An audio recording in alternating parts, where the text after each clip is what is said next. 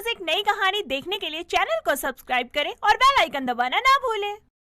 मालिनी को पिज्जा खाना शुरू से ही बहुत ज्यादा पसंद था, लेकिन कोई ऐसा वैसा पिज्जा नहीं बल्कि रात की बची हुई रोटी को पिज्जा बनाकर खाना काफी पसंद था।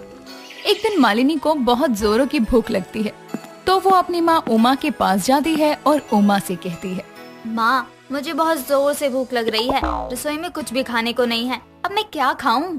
भूख लग रही है तो कुछ खाना बना लेना खाने के लिए, इतनी बड़ी हो गई है अब भी कुछ बना नहीं सकती। माँ बनाने के लिए रसोई में कुछ होना भी तो चाहिए, मैं रसोई से ही आ रही हूँ, रसोई में कुछ भी खाने को नहीं है, तो बताओ मैं क्या बनाऊँ और क्या खाऊं? बना हुआ खाने को बनाना नहीं कहते, दाल चावल बना ले, वो तो रखा हुआ है। नहीं माँ, मेरा मन नहीं है दाल चावल खाने का। कल रात में आपने रोटी बनाई थी ना, तो मैंने अपने हिस्से की रोटी नहीं खाई थी, तो वो कहाँ है? वो भी तो मुझे रसोई में नहीं दिख रही। वो तो मैंने फेंक दी थी, मुझे पता था कि तू फिर से रोटी का कुछ न कुछ नाश मारने वाली है, इसीलिए मैंने रोटी पहले ही फेंक दी। अरे रोटी को रोटी की तरह भी खा जाया कर। माँ मुझे रोटी नहीं, रोटी पिज्जा खाना पसंद है, तभी तो मैं रोज रात में अपनी रोटी बचाती हूँ, और आपने वही रोटी फेंक दी। रहने दो माँ, मुझे ना आपसे बात ही नहीं करनी है। अपने रोटी पिज्जा के आगे अपनी माँ से ही बात नहीं करनी, ठीक है मत कर, जब अकल ठिकाने आएगी तो खुद ही आ जाएगी बात करने। माँ आपको नहीं पसंद, इसका मतलब ये तो नहीं ना कि किसी को भी मेरे हाथ की रोटी पिज्जा पसंद नहीं आएंगे। माँ लोगों को सेहत और स्वाद अगर दोनों ही मिल रहा है तो बुराई क्या है?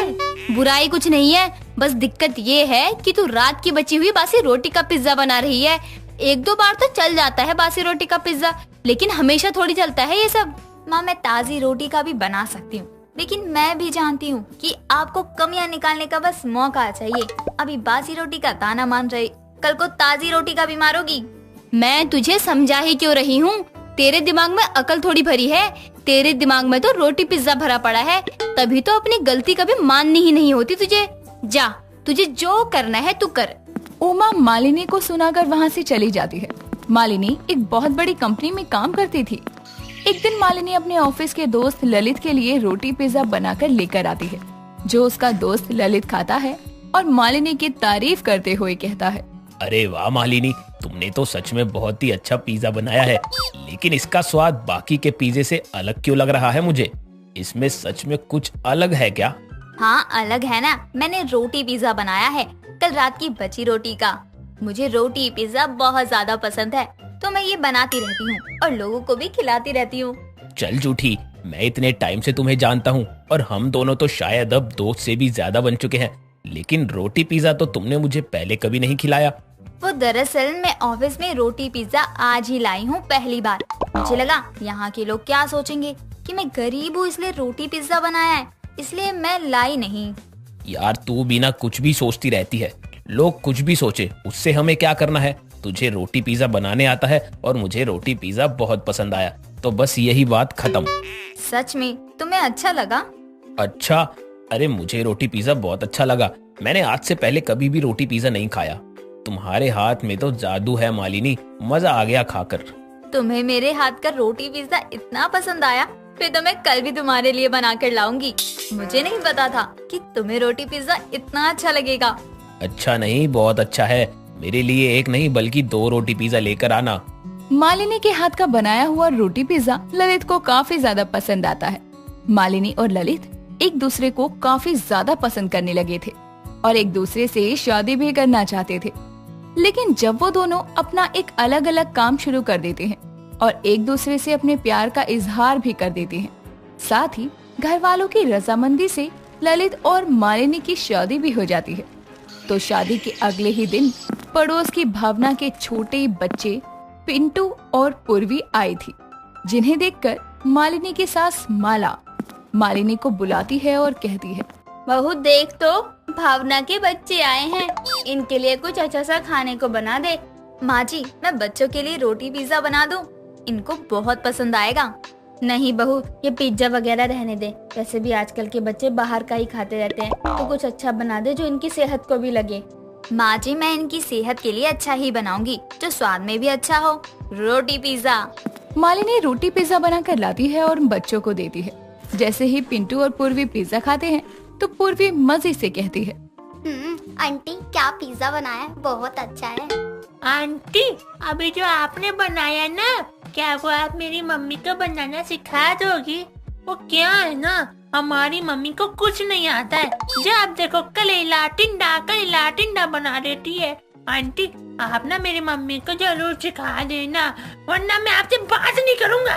बच्चे मन के कितने सच्चे होते हैं, इनके मन में जो कुछ भी आता है ये लोग बेझिझक होकर बोल देते हैं।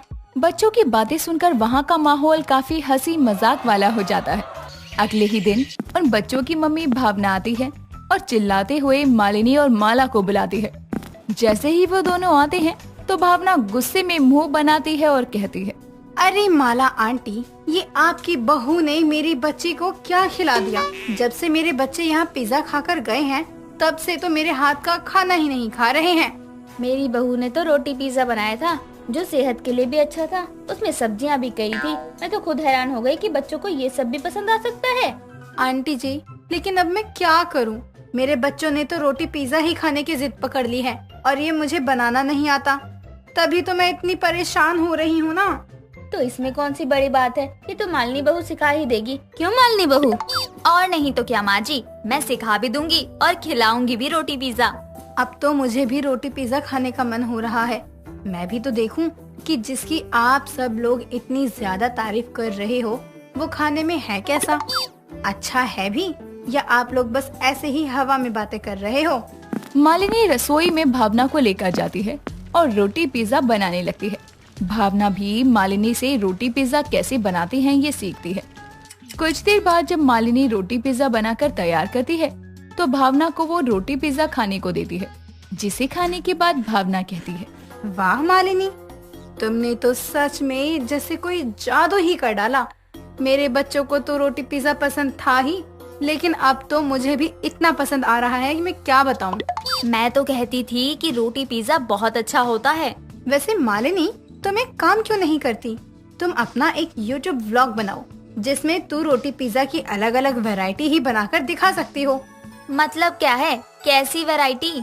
अरे मेरा मतलब है तुम अपना एक चैनल बनाना जिसमें तुम रोटी पिज्जा कैसे बनाते हैं ये दिखाना, और कभी सब्जियां चेंज कर देना, जैसे रोटी पनीर पिज्जा। ये कितना सही आइडिया है, मेरे दिमाग में क्यों नहीं आया? इसलिए ही तुम्हारे दिमाग में नहीं आया क्योंकि ये आइडिया मैं तुम्हें बताने वाली थी। अच्छा है ना? चलो अब तुम अपना चैनल बनाना और कोई भी मदद चाहिए तो मुझे जरूर बताना। और मदद के बदले में आपको पिज्जा भी मिलेगा। हाँ, तभी तो मैं तुम्हारी मदद करूँगी ताकि मुझे भी रोटी पिज्जा खाने को मिल जाए। मालिनी अब अपना एक चैनल बनाती है जिसमें वो रोटी के इस्तेमाल से ही अलग अलग तरह के पिज्जा बनाती है और काफी नाम कमाती है। सौम्या और अनुपा देवरानी जेठानी थी। जहाँ जेठानी अनुपा अपने स्वार्थ में अंधी थी, वहीं देवरानी सौम्या अपने स्वभाव की वजह से बहुत दानी थी। उसे कभी किसी को मना करने की आदत ही नहीं थी। अगर कोई उससे कुछ मांग लेता तो वो तुरंत उसे वो चीज निकाल कर दे दिया करती। ऐसे ही एक दिन उन दोनों की सास कुमकुम अपने घर के हॉल में बैठी सोचती है, राधे राधे, भगवान तू सबको एक समान क्यों नहीं बनाता? कभी तो किसी को कुछ ज्यादा दे देता है तो कभी किसी को कुछ कम। अब मेरी दोनों बहुओं को ही देख ले, एक तो इतनी दानी है कि कोई उसकी एक किडनी मांग ले तो दोनों निकाल कर दे देगी, और एक इतनी स्वार्थी है कि सामने वाले की ही छीन लेगी।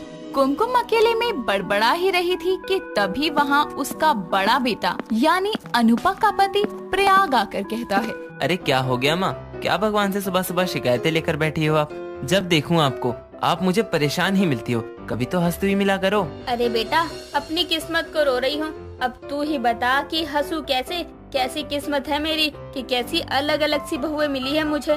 दोनों में कोई समानता नहीं है, एक बहू एक नंबर की स्वार्थी और एक बहू एक नंबर की दानवीर। माँ, जब हमारे हाथ की 5 उंगली बराबर नहीं होती तो लोग कैसे बराबर हो सकते हैं? अब मैं ऑफिस चला, मुझे देर हो रही है। प्रयाग ये कहकर ऑफिस चला जाता है कि तभी कुमकुम की छोटी बहू सौम्या उसके लिए चाय लेकर आती है और उसे देते हुए कहती है, माँ जी ये लीजिए चाय, इसमें मैंने आपकी पसंद की इलायची डाली है, पीकर बताइए कैसी बनी है। अरे ये क्या बहू, तू तो जानती है कि मैं चांदी के कप में चाय पीती हूँ, तो मेरा चांदी का कप कहाँ है? अब ये मत बोलियो कि गंदा था, इस घर में 6 पीस हैं। वो माँ जी पड़ोसन की विमला आई थी, आज उनके घर उनकी लड़की को लड़के वाले देखने आ रहे हैं, तो मैंने वो कप उठाकर उनको दे दिए। हे भगवान, चांदी के कप कोई किसी को उधार देता है क्या? अगर उसको चाहिए तो खरीद कर ले आए ना, तूने क्यों दिए? अरे मेरी दानवीर बहू, किसी दिन तो अपना घर या अपनी सास को भी किसी को दान में मत दे दियो। बताओ जरा, कप उधार दे दिए? माँ जी उधार नहीं दिए हैं, मैंने उन्हें उम्र भर के लिए दे दिए हैं और ये भी बोला है कि आप अपने पास ही रख लो, मेरी सासू माँ नए ले आएंगी। कुमकुम समझ जाती है सौम्या को समझाना बेकार है और वो चली जाती है और अपने घर के कामों में अपना मन बहला लेती है। वक्त बीतता है और एक दिन सौम्या अनुपा के कमरे में जाकर कहती है, दीदी मुझे मेरी फ्रेंड की हल्दी फंक्शन में जाना है और थीम है कि पीला पहनना है, पर मुझ पर पीला सूट और साड़ी है नहीं। आपके पास हो तो आप मुझे कोई दिखा दो।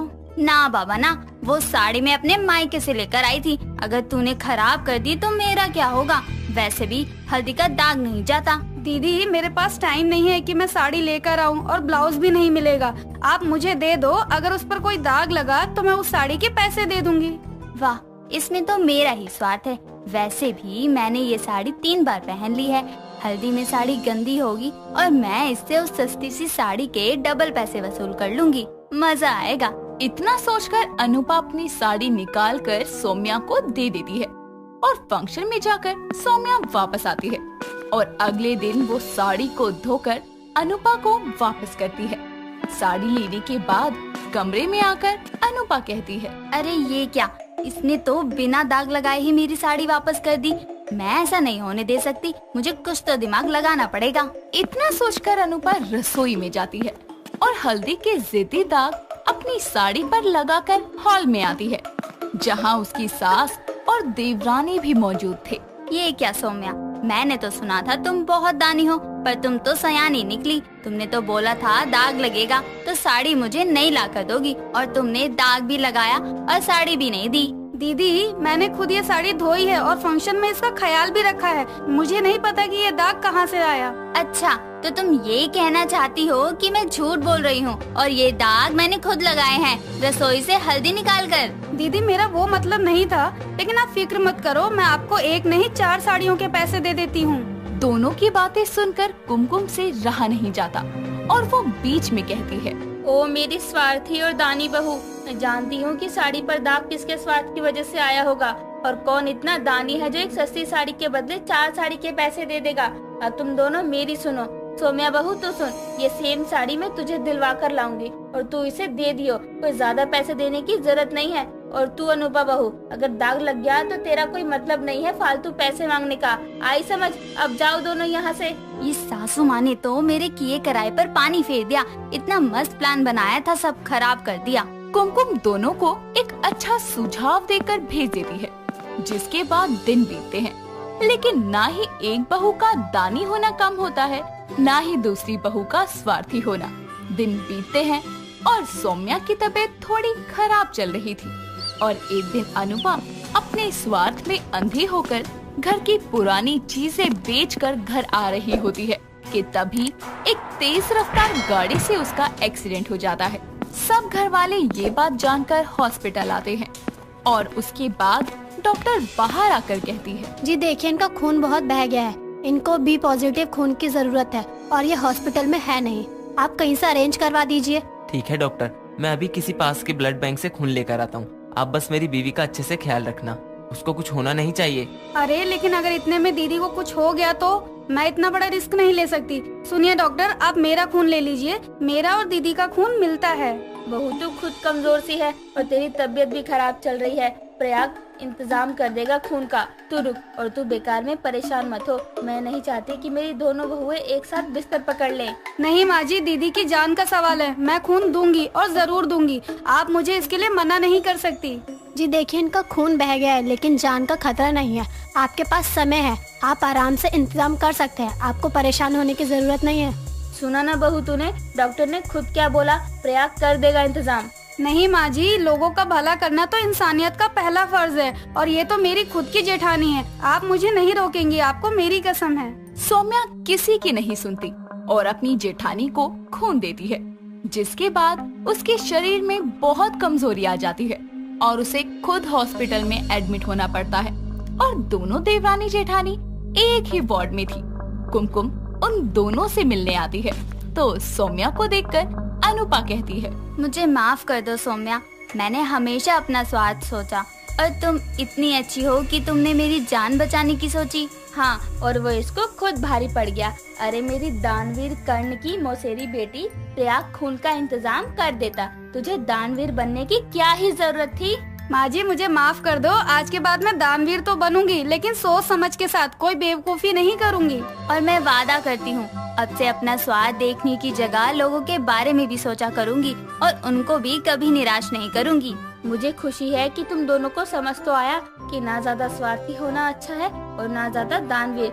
जिंदगी की खिचड़ी में कर्म के मसालों का अच्छा तालमेल होना चाहिए, तभी उसका स्वाद आता है। अगर एक भी मसाला फालतू या कम पड़ जाए तो मसला हो जाता है। आई कुछ समझ?